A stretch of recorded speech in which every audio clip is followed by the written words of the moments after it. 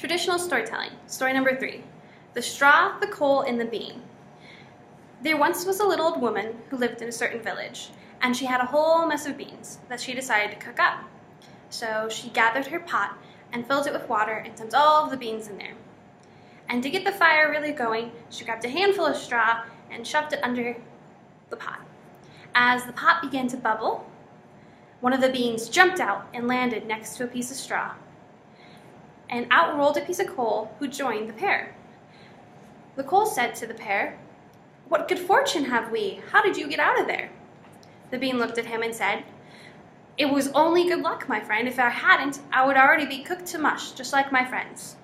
And the straw said, "It was also good luck for me too.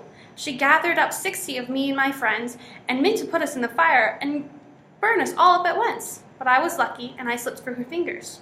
What about you, coal?" "I was so hot that I rolled right off the fire." "What should we do now that we're so lucky?" Said the coal.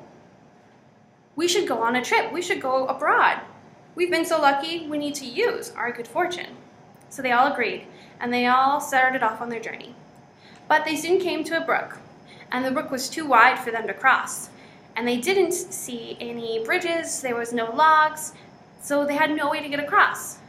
The straw, being quick thinking, had the idea first. He said, "No problem.